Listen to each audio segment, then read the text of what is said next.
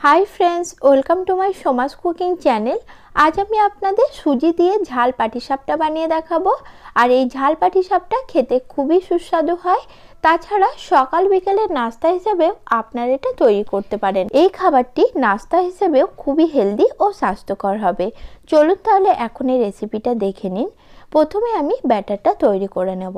তার জন্য একটা মিক্সিং বোলের মধ্যে নিয়ে নিচ্ছি 1 কাপ সুজি আর দিয়ে দিচ্ছি 1 চামচ নুন। নুনটা আপনারা স্বাদ অনুপাতে ব্যবহার করবেন। নুন ও সুজিটা ভালো করে মিশিয়ে নিচ্ছি। এরপর এর মধ্যে দিয়ে দিচ্ছি 1 কাপ নর্মাল জল। এটা কিন্তু গরম জল নয়, আবার ফ্রিজের ঠান্ডা জলও নয়, একদম রুম টেম্পারেচারে থাকা নর্মাল জল। এখন জলের সাথে সুজিটা ভালো করে মিশিয়ে নিলাম। এইভাবে সুজিটাকে রেস্টে রেখে দেব 20 মিনিটের জন্য। তাতে সুজিটা ভালোভাবে নরম হয়ে ফুলে যাবে। আর সেই ফাঁকে আমি পুরটা তৈরি করে নেব। তার জন্য কড়াই গরম করে দিয়ে দিচ্ছি 2 চামচ রান্নার তেল। তেলটা ভালো করে গরম হয়ে গেলে দিয়ে দিচ্ছি 1/2 চামচ গোটা জিরা। জিরাটা ভালো করে ভেজে নেব। জিরাটা ভাজা হয়ে গেলে দিয়ে দিচ্ছি একটা বড় সাইজের কুচিয়ে রাখা পেঁয়াজ ও 3টে চেরা কাঁচা লঙ্কা। পেঁয়াজ ও কাঁচা লঙ্কাটা নাড়াচাড়া করে মিশিয়ে নেব। তারপর পেঁয়াজটা একটু নরম হওয়া পর্যন্ত ভেজে নেব। পেঁয়াজটা নরম হয়ে আসলে এখানে আমি কিছু সবজি অ্যাড করব। দিচ্ছি 1/2 কাপ কুচিয়ে রাখা গাজর। তারপর দিয়ে দিচ্ছি আদা ও রসুন বাটা 1/2 চামচ। আপনারা চাইলে এখানে আদা রসুন কুচিটাও দিতে পারেন। আর দিয়ে দিচ্ছি 1/2 কাপ বিনস কুচি। তার সঙ্গে দিচ্ছি 1/2 কাপ টমেটো কুচি। ছোট করে কেটে রাখা ফুলকপি দিচ্ছি 1 কাপ। এখন সব কিছু ভালো করে মিশিয়ে নেব। আর দিয়ে দিলাম 1/2 চামচ নুন। সব কিছু ভালো করে মেশানো হয়ে গেলে এই সবজিগুলো ঢেকে রান্না করব আমি 5 মিনিটের জন্য। আর এই পর্যায়ে গ্যাসের ফ্লেমটা একদম লোতে রাখবো, যাতে ভাজতে ভাজতে সবজিগুলো সেদ্ধ হয়ে যায়। এখানে আমি কিছু মটরশুঁটিও অ্যাড করে দিলাম। এরপর ঢাকনা দিয়ে সবজিগুলো ঢেকে দিচ্ছি। আর মাঝে মাঝে অবশ্যই ঢাকনা খুলে সবজিগুলো ভালো করে নাড়াচাড়া করে নিতে হবে, যাতে সব দিক দিয়েই সমানভাবে সবজিগুলো ভাজা ও সেদ্ধ হয়। 5 মিনিট পর ঢাকনা আমি খুলে নিলাম। এখন আরেকবার খুব ভালোভাবে নাড়াচাড়া করে নিচ্ছি। এখন সবজিগুলো প্রায় সেদ্ধ হয়ে এসেছে।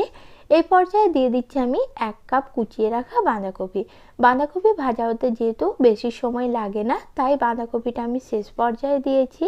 এখন বাঁধাকপিটাও ভালোভাবে মিশিয়ে নিচ্ছি। তারপর আরও 2 মিনিট ধরে সবজিগুলো ভালো করে ভেজে নেব। সবজিগুলো 2 মিনিট ভেজে নেওয়ার পর আমি এখানে দিলাম 1/2 চামচ হলুদ গুঁড়ো, 1 চামচ দিচ্ছি ধনে গুঁড়ো, 1/2 চামচ দিচ্ছি চাট মশলা এবং 1/2 চামচ দিচ্ছি জিরা গুঁড়ো। এখন সব কিছু খুব ভালো করে মিশিয়ে নিয়ে 1 মিনিটের জন্য সব কিছু আবারও ভালো করে ভেজে নেব, যাতে মশলার যে একটা কাঁচা গন্ধ থাকে সেটা না হয়। গ্যাসের ফ্লেমটা অবশ্যই লো পর্যায়ে রাখতে হবে, নাহলে কিন্তু মশলা সহ সবজি পুড়ে যেতে পারে। 1 মিনিট ধরে সব কিছু ভালো করে ভেজে নিয়েছি দেখুন। এরপর এখানে আমি অ্যাড করে দেব সেদ্ধ করা আলু। 2টো মিডিয়াম সাইজের আলু সেদ্ধ করে খোসা ছাড়িয়ে ম্যাশ করে রেখেছিলাম, সেটা এখন এখানে সবজির সাথে ভালো করে মিশিয়ে নেব। তারপর এখানে দিয়ে দিলাম আবারও স্বাদ অনুপাতে নুন। সবজির সাথে আলু আমি খুব ভালো করে মিশিয়ে নিয়েছি। এইভাবে আরও 2 মিনিট সব কিছু ভালো করে রান্না করে নিয়েছি।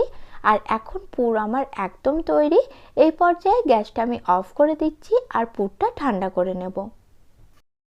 এদিকে সুজিটাও দেখুন খুব ভালোভাবে নরম হয়ে ফুলে গেছে। এরপর এটাকে আমি একদম মিহি করে বেটে নেব। তার জন্য একটা মিক্সির জারের মধ্যে সুজিটা আমি নিয়ে নিচ্ছি।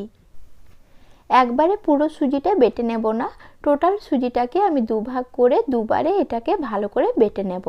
অর্ধেকটা সুজির মধ্যে আমি কিছুটা জল দিয়ে দিলাম, তারপরে এটাকে একদম মিহি করে বেটে নিয়েছি দেখুন। এরপর যে বাকি সুজিটা রয়েছে সেটাও অল্প জল দিয়ে একদম মিহি করে বেটে নিলাম। আর এই ব্যাটারের ঘনত্বটা দেখুন, খুব বেশি পাতলা অথবা খুব বেশি ঘন হবে না, ঠিক এরকমই ঘন রাখতে হবে। এদিকে তাওয়া গরম করে তাওয়াতে তেল ব্রাশ করে নিলাম। আপনারা এখানে ঘিও ব্যবহার করতে পারেন। তাওয়াটা ভালোভাবে গরম হয়ে গেলে এখানে 1 হাতা ব্যাটার তুলে এইভাবে দিয়ে দিলাম। এরপর ব্যাটারটা ভালো করে চারপাশে ছড়িয়ে নেব। তারপর রুটির ওপরটা যতক্ষণ না শুকনো হয়ে আসছে ততক্ষণ এটা রান্না করে নিতে হবে। রুটির উপরটা শুকনো হয়ে এলে সবজির যে পুরটা তৈরি করে রেখেছিলাম সেটা এভাবে লম্বালম্বি দিয়ে দিচ্ছি। আপনারা চাইলে পুরটা বেশিও দিতে পারেন, আবার চাইলে কম করেও দিতে পারেন। এরপর এক সাইড থেকে হাতার সাহায্যে এভাবে রুটিটা রোল করে নিচ্ছি। এরপর দু সাইডটা একটু ভেজে নেব ভালো করে, তাহলে কিন্তু ঝাল পাটিসাপটা আমার একদম তৈরি। একই রকমভাবে বাকি পাটিসাপটাগুলো তৈরি করে নেব।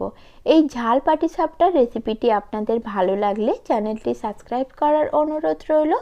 সঙ্গে পাশে থাকা বেল আইকন বাটনটা ক্লিক করে অল বাটনটা সিলেক্ট করে নেবেন। এতে যখনই আমি কোনো নতুন ভিডিও আপলোড করব তার নোটিফিকেশন সঙ্গে সঙ্গে আপনাদের কাছে পৌঁছে যাবে। এখন একই রকমভাবে বাকি সমস্ত পাটিসাপটাগুলো আমি তৈরি করে নিচ্ছি। সব কটা পাটিসাপটা আমার তৈরি করা হয়ে গেছে। একটা পাটিসাপটা আমি আপনাদের কেটে দেখাচ্ছি কতটা নরম তুলতুলে হয়েছে, আর খেতেও হয় খুবই টেস্টি। আপনারা একবার হলেও এটা বাড়িতে তৈরি করে দেখবেন, আর আমাকে কমেন্টে জানাবেন আপনাদের কেমন লেগেছে। ভিডিওটি ভালো লাগলে লাইক অ্যান্ড শেয়ার করার অনুরোধ রইল। আজকের মতো নমস্কার বন্ধুরা, সকলেই খুব ভালো থাকবেন।